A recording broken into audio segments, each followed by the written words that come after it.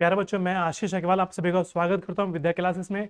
बच्चों, आज हम 11वीं क्लास की फिजिक्स में चैप्टर नंबर 4 पढ़ रहे हैं, गति के नियम, लॉ ऑफ मोशन। ठीक है। और बच्चों, आज का जो हमारा लेक्चर होने वाला है, ये लेक्चर नंबर बच्चों आपका होगा 3rd। ठीक है। इस चैप्टर के बच्चों हम 2 लेक्चर कंप्लीट कर चुके हैं, तो आज बच्चों आपका चलने वाला लेक्चर नंबर 3। ठीक है, तो ध्यान से इसको देखेंगे। आज बच्चों हम पढ़ने वाले हैं इसमें फ्रिक्शन, घर्षण के बारे में बात करेंगे। घर्षण क्या होता है और किस तरीके से काम करता है। ठीक है, तो देखिए बच्चों, घर्षण क्या है। नॉर्मली क्या होता है कि जब भी दो वस्तुएं, मतलब कोई भी वस्तु किसी तल के ऊपर गति करती है, तो कुछ दूरी को तय करने के बाद मान लो वो रुक जाती है। तो रुकती कैसे है ना। हम ये जानते हैं कि यदि मान लो मेज पर कोई एक किताब रखी हुई है, सपोज आपके पास में यहाँ पर कोई एक मेज इस तरीके से है। ठीक है, मान लेते हैं कि कोई ये मेज आपके पास में है यहाँ पे इस तरीके से, और इस मेज पे कोई आपके पास में ये ऑब्जेक्ट रखा हुआ है इस तरीके से। ठीक है, ये आपके पास में यहाँ पे कोई ऑब्जेक्ट रखा हुआ है और ये गति करने प्रारंभ करता है ना। ये मतलब आगे की तरफ आता है। तो पहले तो अगर हम इसको देखें कि ये आगे की तरफ नहीं बढ़ रहा था, तो ये ऐसे ही सामान्य अवस्था में रहा होगा। ठीक है, तो नॉर्मली इस केस में होता क्या है बच्चों, यहाँ पे न्यूटन की गति का पहला नियम काम करता है कि यदि कोई वस्तु विराम की अवस्था में तो विराम की अवस्था में रहेगी, यदि कोई वस्तु गति की अवस्था में तो गति की अवस्था में रहेगी।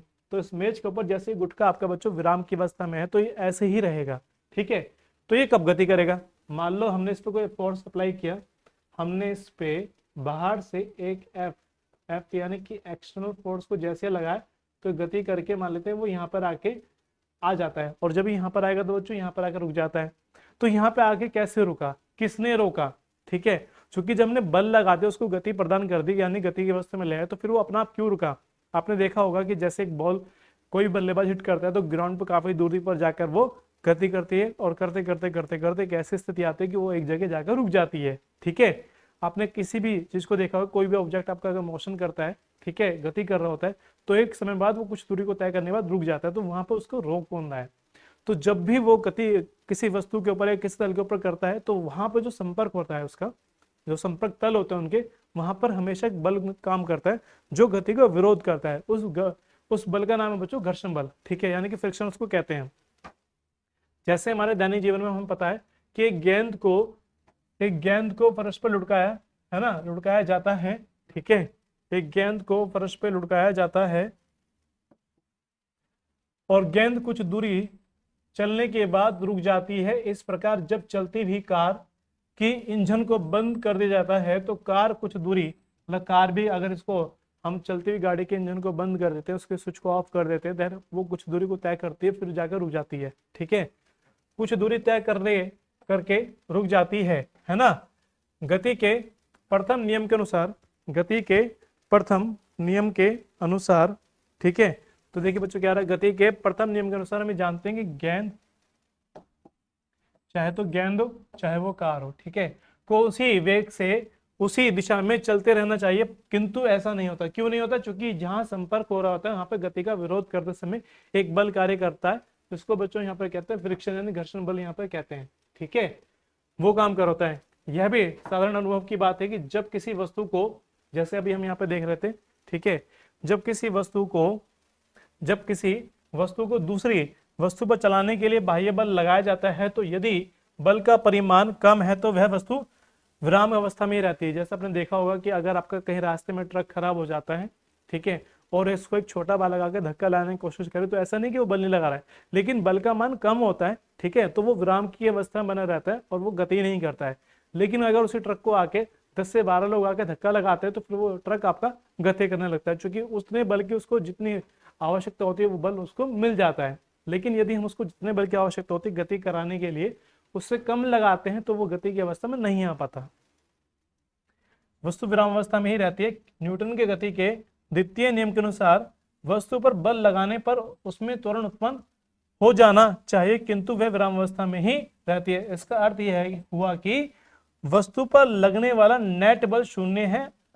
यह तभी संभव होगा जब उस पर बाह्य बल के बराबर तथा विपरीत दिशा में एक अन्य बल कार्य कर रहा हो, और जिसको बच्चों में यहाँ पर जो अन्य बल काम कर रहा होता है, जो गति में नहीं लेके आ पाता, तो उसके संपर्क तलों के मध्य में घर्षण बल बच्चों कार्य कर रहा होता है। तो घर्षण बल समझ गए। घर्षण बल क्या है, कि जब भी कोई वस्तु किसी तल के ऊपर गति करती है और गति करते समय वो कुछ दूरी को तय कर रुक जाती है, तो उसके संपर्क तलों के बीच में एक ऐसा बल कार्य कर रहा होता है जो उसकी गति का विरोध करता है। उस बल का ही बच्चों नाम है घर्षण बल।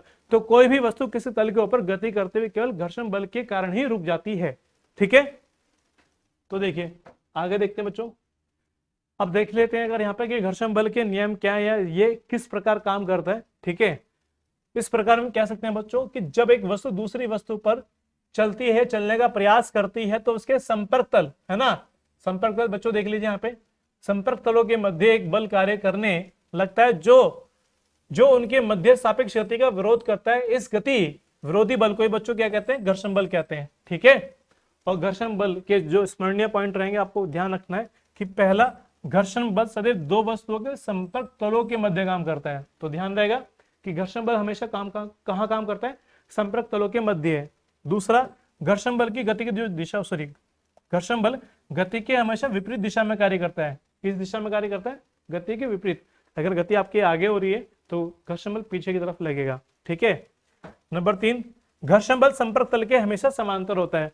मतलब जैसे अगर आपके पास में ये कोई रोड है, यहाँ पे आपके पास में कोई गाड़ी है, ठीक है, ये मान लेते हैं कि आपके पास में ये वाली कोई गाड़ी है और ये गति आगे की तरफ कर रही है, तो अगर इस पे गति आगे की तरफ हो रही है तो घर्षण बल इसके संपर्क तल के बीच में पीछे की तरफ काम करता है।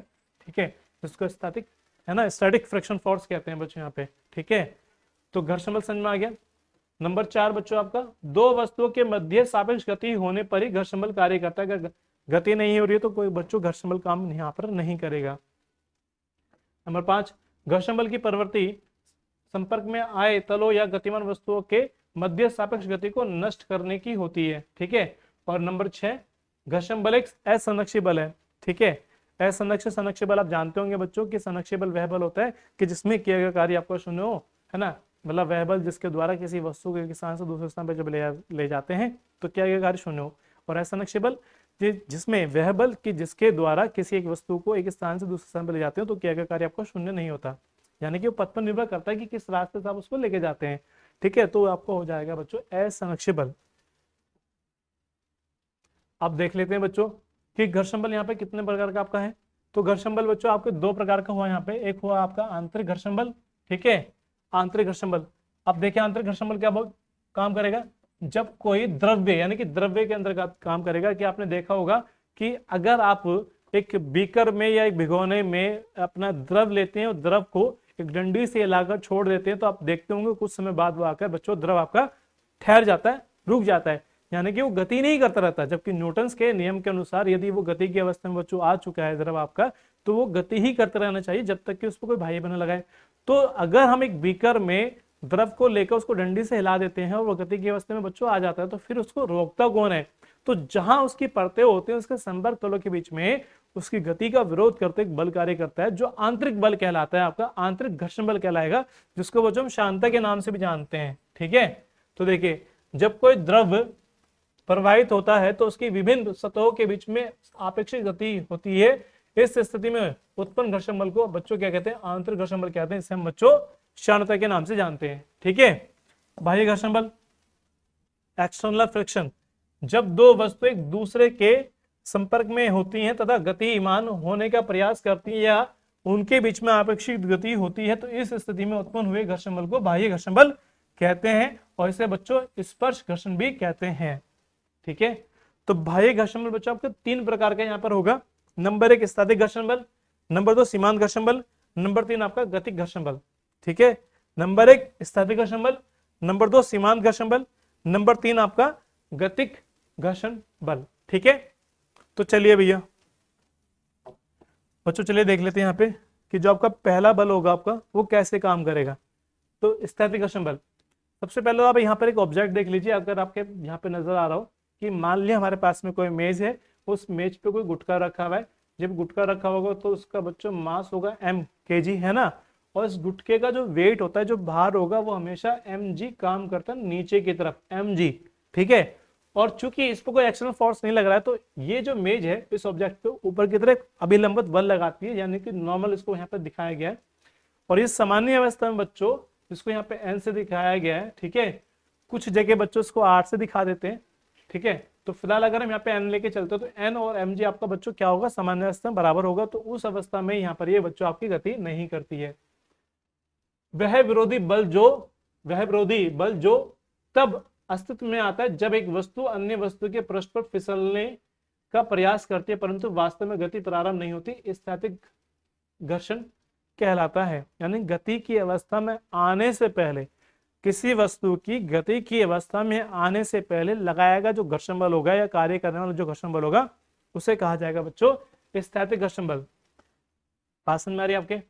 दूसरा, जैसे आपने इस पे एक्सटर्नल फोर्स लगाया यहाँ पे बी वाला पॉइंट पे, जो जैसे आपने एक्सटर्नल फोर्स अप्लाई किया तो देन इसमें फ्रिक्शन यानी घर्षण बल पीछे की तरफ काम करने लगेगा। इसके जहाँ पे बच्चों संपर्क हो रहा है, ठीक है, बाहर आपका नीचे की तरफ काम कर रहा होगा, नॉर्मल आपको ऊपर की तरफ काम कर रहा होगा, तो उस केस में ये आपकी गति नहीं करेगा क्योंकि जो लगाया गया बल होगा बच्चों वो घर्षण बल के आपके बराबर हो जाएगा। ठीक है, यहाँ पे आपने बच्चों उसकी वैल्यू को और इंक्रीज कर दिया और यहाँ पर आया आपका अधिकतम, कि अधिकतम आपने जैसे बल लगा दिया, अधिकतम वह बल कि जिस पर वस्तु आपके चलना प्रारंभ कर देती है। ठीक है, इस अधिकतम बल को ही बच्चों यहाँ पर बोलते हैं क्या, सीमांत घर्षण बल। ठीक है, तो देखिए यहाँ पे कि यदि इस मोलैम द्रव्यमान का पिंड क्षैतिज तल पर स्थित है तब इस स्थिति में पिंड का भार mg यानी कि नीचे की तरफ काम कर रहा है। ठीक है, ऊर्ध्वाधर नीचे की ओर कार्य करता है जबकि उस तल पर अभिलंबित प्रतिक्रिया यानी कि n ऊर्ध्वाधर ऊपर की ओर कार्य करता है। ठीक है, ये दोनों बल परिमाण में परस्पर बराबर तथा दिशा में विपरीत है, अतः परस्पर एक दूसरे को निरस्त कर देते हैं। चित्र 51.1 में, यानी कि आपका डायग्राम होगा 1 होगा 51 होगा और यहाँ पर आपका ए पार्ट हो गया, यानी कि ये पहली स्थिति होगी आपकी। ठीक है, यदि पिंड पर सूक्ष्म बल F क्षैतिज लगाने पिंड की गति ना हो, पिंड गति की अवस्था में नहीं आया बच्चों यहाँ पर। ठीक है, पिंड गति की अवस्था में यहाँ पर नहीं आया, तो यह बल क्षैतिज तल द्वारा पिंड विपरीत दिशा में लगाए गए स्थैतिक घर्षण बल Fs द्वारा संतुलित हो जाता है, यानी कि यहाँ पर ये संतुलित हो जाएगा। ठीक है बच्चों, पर ये गति की अवस्था में यहाँ पर नहीं आएगा।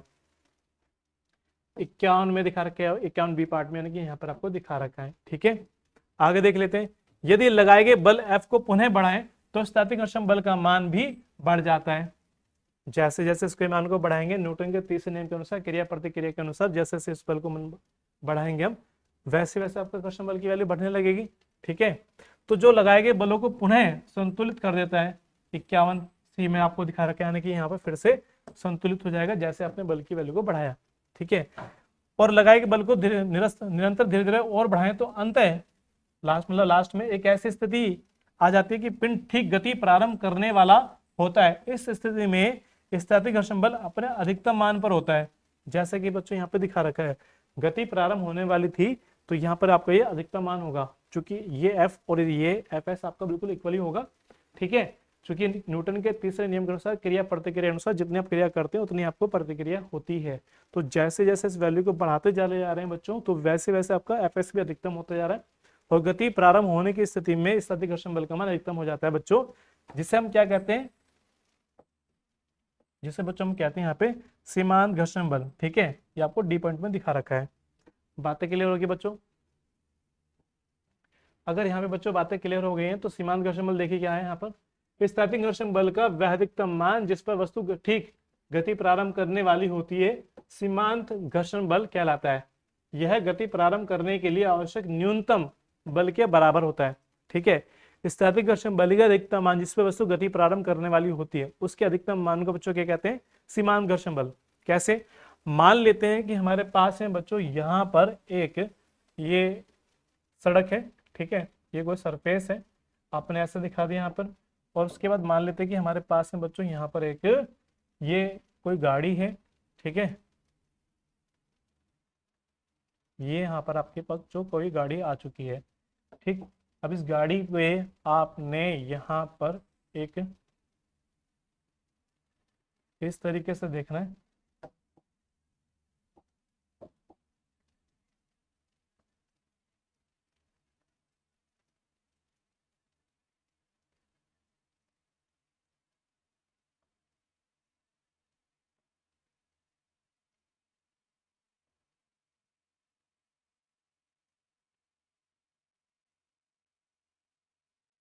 ठीक है, मान लेते हैं कि बच्चों आपके पास में कोई गाड़ी आ चुकी है। ठीक, अब जब बच्चों आपके पास में मान लो गाड़ी आ चुकी है, ठीक है, और ये इसको धकेलने का बच्चों हम प्रयास कर रहे हैं, तो जैसे ही हमने इस पे बल लगाया एक, ठीक है, मान लेते कि आपने एफ बल लगा दिया इस पे, एफ एक्सटर्नल फोर्स को आपने इस पे आरोपित किया, बाह्य बल आरोपित कर दिया, तो तुरंत इसके टायरों के बीच में पीछे की तरफ ये बल आपका एफ एस काम करने लगता है।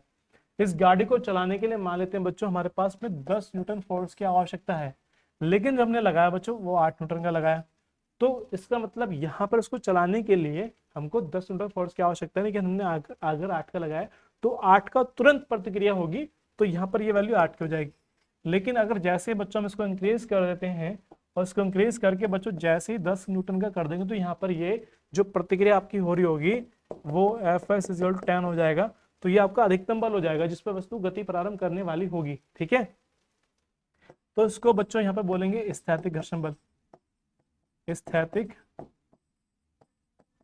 घर्षण बल, जिस पे वस्तु गति प्रारंभ नहीं करी लेकिन इस पे बच्चों गति प्रारंभ कर देगी, तो ये होगा आपका स्थैतिक घर्षण बल का अधिकतम मान, है ना, सीमांत घर्षण बल। बात समझ में आ रही है बच्चों आपके? तो इस स्थैतिक घर्षण बल का वह अधिकतम मान जिस वस्तु गति प्रारंभ करने वाली होती है सीमांत घर्षण बल कहलाता है। सीमांत घर्षण की अवस्था में वस्तु पर लगाया गया बल सीमांत घर्षण द्वारा संतुलित कर लिया जाता है। चित्र में दिखा रखा है बच्चों यहाँ पे 51 इसमें डी वाले में, इसमें जो ये वाला बल आपका इसके द्वारा संतुलित यहाँ पे कर लिया गया ना। ठीक है, आगे देख लेते हैं। परंतु यदि लगाए गए बल को थोड़ा सा भी बढ़ा दे तो वस्तु त्वरित हो जाती है, और आपको दिखा रखा है ई में, यानी कि यहाँ पर जैसे हल्का सा और बढ़ाया तो वस्तु आपकी गति करने लगेगी और ये आपकी त्वरित यानी कि ए इसके अंदर आ जाएगा। ठीक है, जब गति करेगी तो बच्चों त्वरित हो जाएगी, करने लगती है। चित्र में दिखा रखा है गति प्रारंभ करते ही वस्तु पर गतिक घर्षण बल कार्य करने लगता है। यानी कि आप देखेंगे यहाँ पे तो एफ के आ जाएगा और यहाँ पर बच्चों एफ के आ जाएगा, एफ के यानी कि kinetic energy, kinetic friction force. ठीक है, अब आगे चलते हैं बच्चों। अब सीमांत घर्षण बल के नियम एग्जाम में बच्चों, आपके होम एग्जाम जब होते हैं 11th क्लास के, तो उसमें ये बहुत टॉपिक इंपॉर्टेंट आपका सीमांत घर्षण बल के नियम आपसे पूछ लिए जाते हैं कि सीमांत घर्षण बल के नियम बताओ। तो सीमांत घर्षण बल के वही नियम है जो घर्षण बल के होते हैं। तो पहला नियम क्या कहता है? सीमांत घर्षण बल वस्तुओं के संपर्क तल के क्षेत्रफल पर निर्भर नहीं करता। क्षेत्रफल पर निर्भर मतलब ये कि वो कितना बड़ा है कितना छोटा है इस पर निर्भर नहीं करेगा। कि अगर आपका एक साइकिल का टायर बहुत पतला सा और एक साइकिल का टायर बहुत मोटा है, तो दोनों पे फ्रिक्शन बच्चों सेम काम करेगा। ठीक है, उसके क्षेत्रफल पर निर्भर नहीं करता बल्कि प्रकृति पर निर्भर करता है कि वो कितना खुरदुरा है और कितना चिकना है। जितना ज्यादा खुरदुरा होगा वहां पे फ्रिक्शन उतना ज्यादा काम करेगा, जितना चिकना होगा वहां पे फ्रिक्शन बच्चों उतना कम काम करेगा।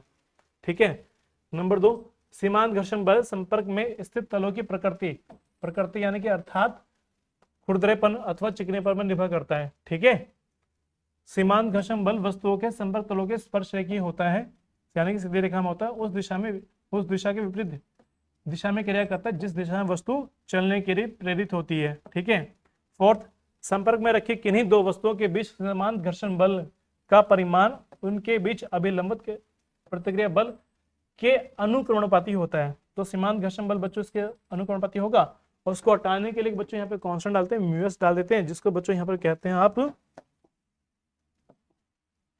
जिसको यहाँ पे बच्चों आप कह के चलते हैं, कहते हैं स्थैतिक घर्षण गुणांक। ठीक है, इस म्यूएस को बच्चों क्या कहते हैं? स्थैतिक घर्षण गुणांक कहते हैं। ठीक है, तो बच्चों ये बहुत इंपॉर्टेंट फॉर्मूला है, आपको ये याद रहना चाहिए। जो यहाँ पे आपका आर है वो अभिलंब प्रतिक्रिया बल है, और आर बराबर आपको हो जाता है बच्चों mg। ठीक है, चलिए अब गतिक। अब अगर गतिक देखें बच्चों, तो गतिक में क्या आ जाएगा? देखिए, अब गतिक घर्षण बल में क्या आएगा बच्चों? गतिक यानी कि जब सीमांत घर्षण बल की वैल्यू को अगर आप थोड़ा सा और इंक्रीज कर देते हैं, तो सीमांत घर्षण की अवस्था में वस्तु ठीक गति प्रारंभ करने वाली होती है, अर्थात इस स्थिति में गति उत्थापक बल F सीमांत घर्षण बल Fs द्वारा संतुलित अवस्था में होता है। चित्र में दिखा रखा था डी वाले में, इस वाले डी केस में कि संतुलित हो रहा था। ठीक है, तो जैसे ही बच्चों इसको और इंक्रीज करा जाएगा तो क्या होगा? इस स्थिति में यदि गति उत्थापक बल को थोड़ा सा भी बढ़ा दे तो वस्तु गति प्रारंभ कर देती है। एक बार गति प्रारंभ हो जाने पर वस्तुओं के संपर्क तलों के बीच में लगने वाला बल कम हो जाता है आपने देखा होगा कि किसी भी घोड़े को बोगी में सामान भर के स्टार्टिंग में गति प्रारंभ करने के लिए ज्यादा बल लगाना होता है।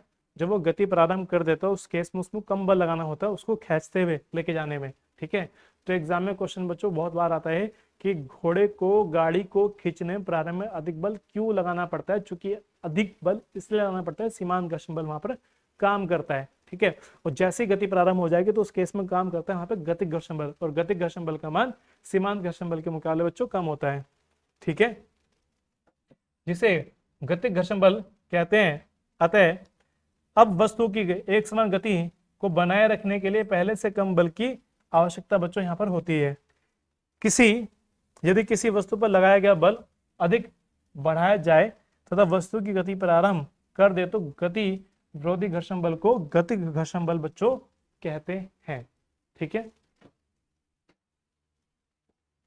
चलिए अब गतिक घर्षण बल में बच्चों क्या आएगा, जैसे भी हमारे सीमांत घर्षण बल में आया था वैसे ही बच्चों आपका गतिक घर्षण बल में होगा।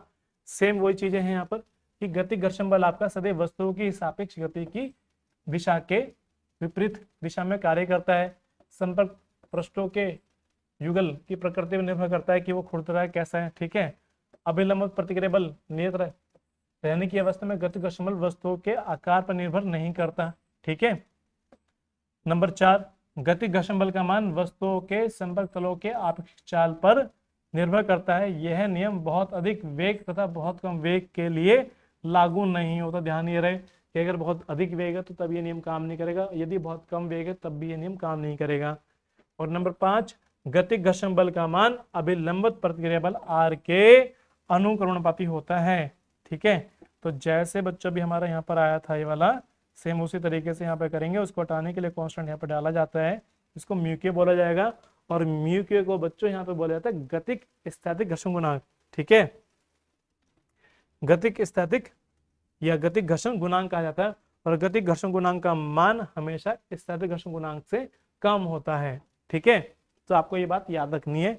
1 नंबर में क्वेश्चन पूछ लिया जाता है कि गतिक घर्षण गुणांक का मान स्थैतिक घर्षण गुणांक के मान से कम होता है ज्यादा होता है, तो आप बताएंगे गतिक घर्षण गुणांक का मान स्थैतिक घर्षण गुणांक के मान से कम होता है। ठीक है, ये बहुत इंपॉर्टेंट है बच्चों आपका एग्जाम में कई बार आ जाता है वाला घर्षण कोण। तो घर्षण कोण देखिए बच्चों क्या है, मान लो आपके पास में बच्चों एक गुटका है। ठीक है, आपने इस पर अगर आपने इस पर बल नहीं लगाया था तो आप ऐसा इसको लेकर चल सकते हैं बच्चों कि अगर आपके पास में मान लेते हैं कि आपके पास में ये कोई मेज है। ठीक है, और आपने यहाँ पर एक कोई गुटखा ले लिया है इस तरीके से,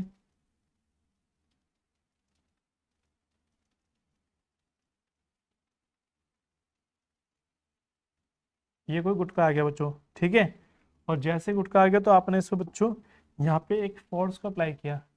फोर्स को जब अप्लाई करेंगे बच्चों तो यहाँ पे क्या होगा कि यहाँ पे सबसे पहले तो इसका एक वेट काम करेगा नीचे की तरफ, दूसरा इससे प्रतिक्रिया बल बच्चों काम करता है आपका ऊपर की तरफ। ठीक है, यानी कि इस गोले का अगर देखें तो यहाँ पे काम करेगा mg बाहर, और यहाँ पे काम करता है बच्चों आपका r। ठीक है, तो उस केस में ये जो पॉइंट आपका होगा संतुलन की अवस्था में रहा होगा, लेकिन जैसे ही बच्चों आपने इस पे एक फोर्स को अप्लाई किया। ठीक है, आपने जैसे ही इस पे फोर्स को अप्लाई किया एक्सटर्नल फोर्स।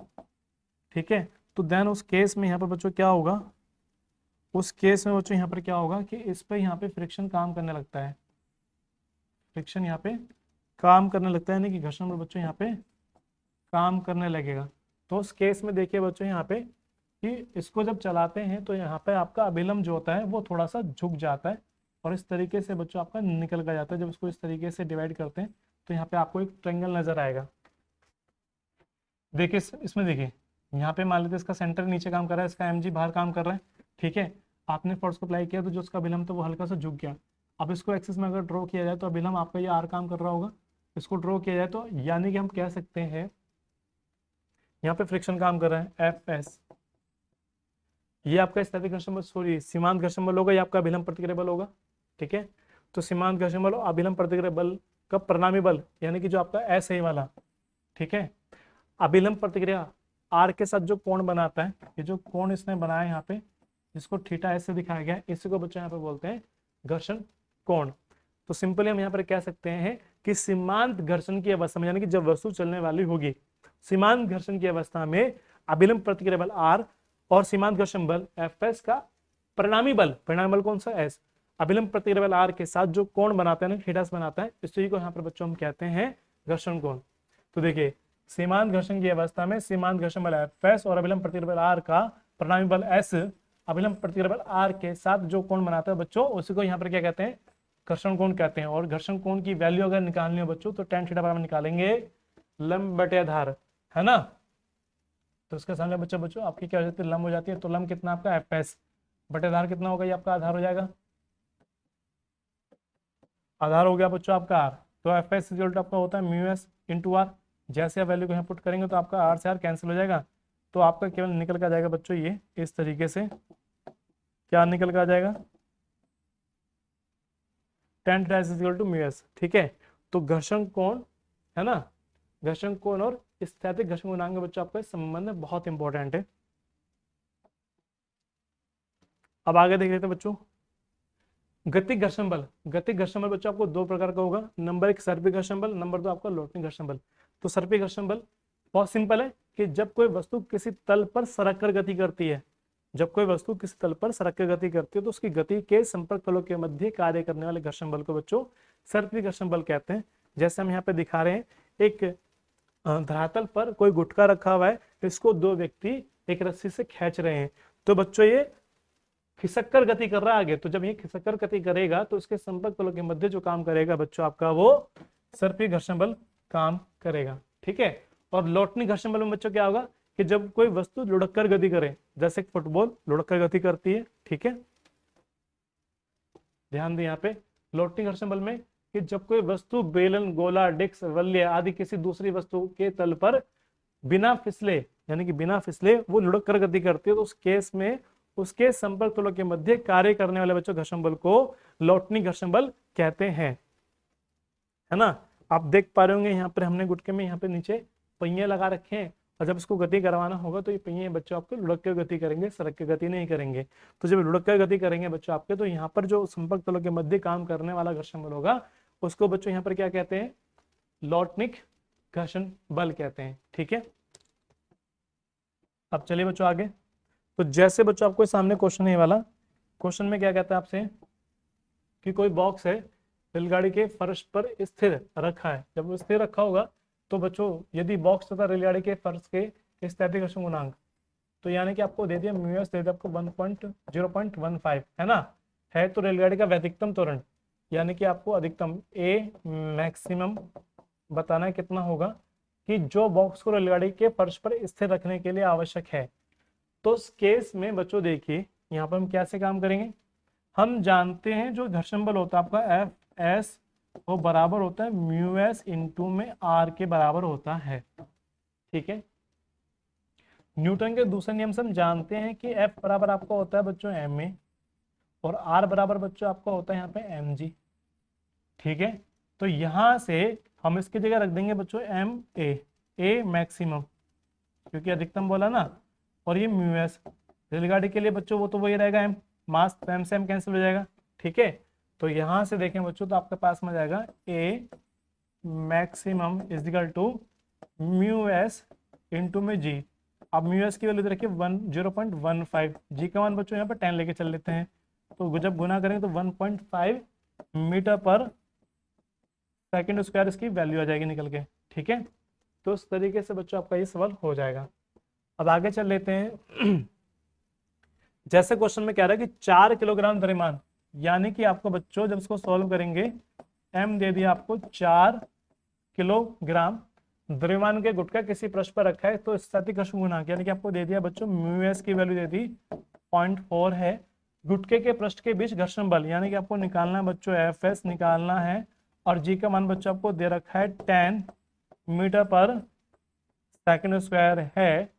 तो जब आपको एफ एस निकालना होगा बच्चों, भी हमारे पास फॉर्मूला आया था एफ एस इक्वल टू आपके पास आया था म्यू एस इंटू में आर, इसकी जगह लिख देंगे बच्चों म्यू एस इंटू एम जी।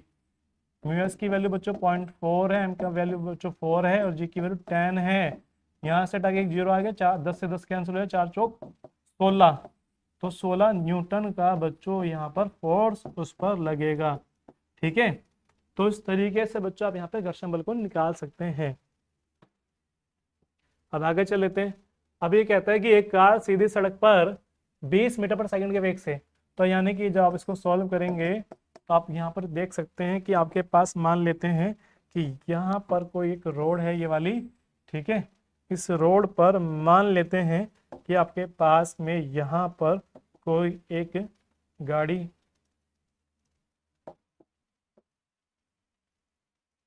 है। ठीक है, मान लेते हैं कि बच्चों यहाँ पर कोई आपके पास में ये वाली गाड़ी है।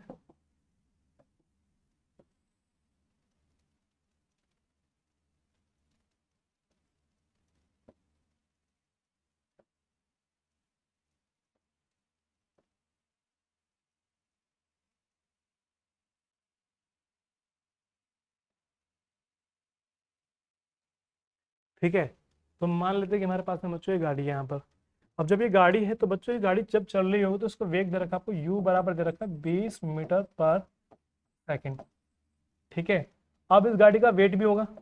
वेट कितना होगा, हमने मान लिया कि mkg होगा, दे नहीं रखा पर हमने मान लिया कि 4 से जा रही है तो सड़क तथा टायर कार के टायरों के बीच में घर्षण गुणांक बच्चों यहाँ पर कह सकते हैं कि जो आपको म्यूएस दे रखा है उसकी वैल्यू है 0.4। ठीक है, 0.4। तो वह न्यूनतम दूरी ज्ञात कीजिए जिससे कार रुक जाए। तो यानी कि वह न्यूनतम दूरी, अगर यहाँ से हम बात करते हैं कि एस दूरी पर जाके मान लेते हैं कि गाड़ी आपकी ये वाली, ऐसे हम यहाँ पे बात कर लेते हैं कि गाड़ी रुक जाती है। जब रुकेगी तो अंतिम एक बच्चा आपका 0 हो जाएगा। ठीक है, तो गाड़ी के बीच में यहाँ पे घर्षण बल काम कर रहा होगा, एफ काम कर रहा होगा, ब्रेक आपने लगाए होंगे। तो पूछता है कि कितनी दूरी जाकर गाड़ी रुक जाएगी, यानी आपसे पूछ लिया कि एस पूछ लिया। ठीक है, जी का मान बच्चों आपको दे रखा है। तो इसका मतलब बच्चों यहाँ पर हमारा जो किया गया कार्य होगा वो एक तरीके से कह सकते हैं जो इसकी गतिज ऊर्जा में बच्चों परिवर्तन आएगा। तो पहले बच्चों इसकी गति ऊर्जा होगी, इसको लिख लेंगे कार्य को आप बल गुना विस्थापन, यानी कि एफ एस इंटू एस लिख लेंगे, बल गुना विस्थापन हो जाएगा। इसको बच्चों लिख लेंगे K1 माइनस K2। ठीक है, और अगर बच्चों यहाँ पे आपके बात ये वाली समझ में आ रही है तो आगे जब चलते हैं यहाँ पे तो देखिए क्या होगा, एफ एस की जगह लिख देंगे बच्चों यहाँ पे क्या, म्यू एस इंटू में आर इंटू में एस, यहाँ पे 1/2 M U square minus 1/2 M V square. अब आर की जगह बच्चों क्या लिखा जाएगा एम जी, तो mu S into M G into S बराबर 1/2 एम यू स्क्वायर, और ये हो जाएगा 0। क्यों, क्योंकि जो आपका अंतिम वेग है बच्चों जब गाड़ी रुक जाएगी तो वी तो 0 हो जाएगा ना। तो यहाँ से देखिए, तो क्या मैं इसको m से m को काट सकता हूँ, और हमको तो s चाहिए। s बराबर क्या आएगा बच्चों यहाँ पे u स्क्वायर अपॉन 2, और यहाँ पे mu S into G S, G S तो हमको निकालना ही है। ठीक है, तो वैल्यू पुट करेंगे तो देखिए 20 गुना 20 बटे में 2। ठीक है, म्यू एस भी जाएगा बच्चों यहाँ पे, है ना, जी की वैल्यू 10 होगी और म्यू एस की वैल्यू 0.4 होगी। तो यहाँ से हटा बच्चों ऊपर एक 0 चला गया, 10 से 10 कैंसिल हो गया यहाँ पे। ठीक है, अब यहाँ से अगर देखें तो इसको 10 बार काट देंगे बच्चों। ठीक है, तो इसको काटेंगे 4 पंजे 20, तो 5 और 10 की गुना करेंगे तो बच्चों बताओ कितना आ गया, 10 गुना 5, तो बताओ कितना आ गया, 50 मीटर की दूरी तय करके वो रुक जाएगा। ठीक है, तो ये बच्चों आपका आंसर हो जाएगा। ठीक है, तो इस तरीके से बच्चों आपको क्वेश्चंस करने होंगे। तो चलिए बच्चों, मिलते हैं आपसे नेक्स्ट वीडियो नेक्स्ट लेक्चर में। आज के लिए धन्यवाद, हैप्पी लर्निंग।